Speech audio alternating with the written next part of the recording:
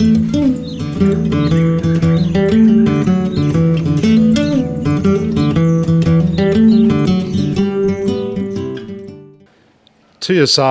in the document that NPA prepared and has put on our web page, a sort of background report on TSRs, identifies a number of cultural value, a number of historical values or history of TSRs, both in the droving industry and pastoralism over the years being from probably the mid-19th century through, and then before that, Aboriginal values or Aboriginal use of the TSRs. So the idea is that in many places TSRs, the pastoralists used existing Aboriginal routes because the Aborigines followed water courses, which was where the pastoralists wanted to go. So there was a nice coincidence there, and it was thought also slyly that perhaps the Aborigines were quite happy to help the pastoralists find these routes as a way of getting them through Aboriginal land very quickly and doing a minimum of damage. So they were quite cooperative in a pragmatic sort of way. So TSRs are important for both Aboriginal and European traditions. Okay. If we're going to call up heritage, the basic document is UNESCO's World Heritage Convention of the early 70s. And there it defines heritage as cultural and natural. Pia will pick up the natural values in the next discussion. Okay. So heritage, it occurred to me that heritage, the use of the word heritage, so we've got to get from history to heritage, I think. History is quite obvious.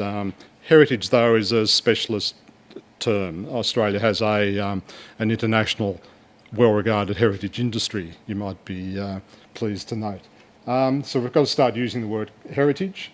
The World Heritage Convention was worked up after the war in response perhaps to the horror of the destruction in Europe, and it's initially very concentrated on buildings. So if we're going to use buildings, if we're going to use heritage, I was just wondering if there was a problem of talking about heritage in a situation where there aren't structures. The World Heritage Convention talks about sites, and there it talks about the works of man or the combined works of nature and man. So after the heritage industry built up and the heritage concern worldwide built up, people who didn't live in Europe said more or less, what about us? You know, in the Pacific and Australia we don't have Gothic cathedrals, we don't have palaces. Does that mean we don't have heritage? For Indigenous groups who may not have a strong tradition of structures, does that mean we don't have heritage? So in recent years there's been a concentration on this phrase in the convention called the combined works of nature and man, which is a wonderfully broad, all-encompassing phrase. I think then it gets a bit... the World Heritage Convention is then managed according to a system of guidelines. I think that we might be getting a bit technical here for a 10-minute talk, but the guidelines talk about landscape. So we've moved from heritage as buildings to heritage as landscapes. The Australian legislation tends to talk in terms of place.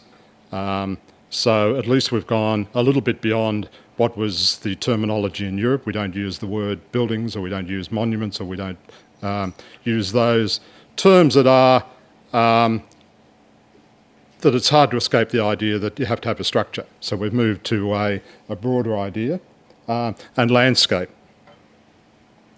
So TSRs, what's the relevance to TSRs?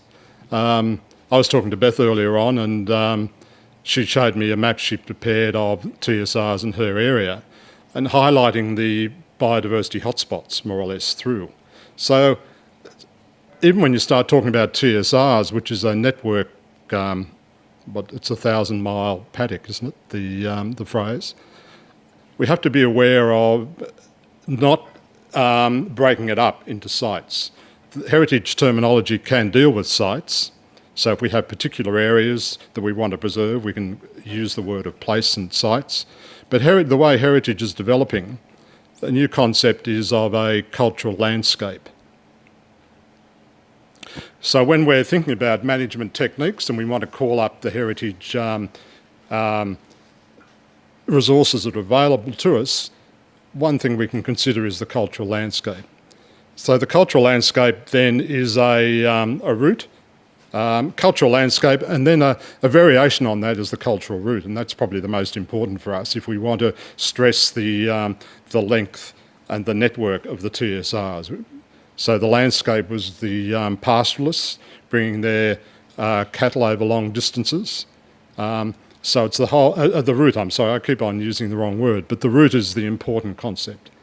And my simple message today is that heritage language now can accommodate the concept of the route, so that a cultural route is relevant to the pastoralists. Cultural route seems to be a relevant concept to Aborigines as they moved around the land that was belonged to their nations, so that it was a moving concept. So we've got this people moving through a landscape along a designated route, and the route starts to develop important commercial, cultural, historical, and for the Aborigines, spiritual values. So what we're looking at is a route, a representation of a cultural or human interaction with the environment.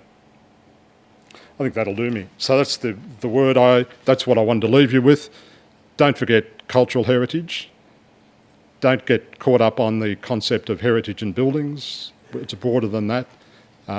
Cultural heritage can accommodate the concept of the cultural route, which is a really exciting concept used by, starting to be used in Europe for the pilgrimage routes and in South America for Inca routes, etc.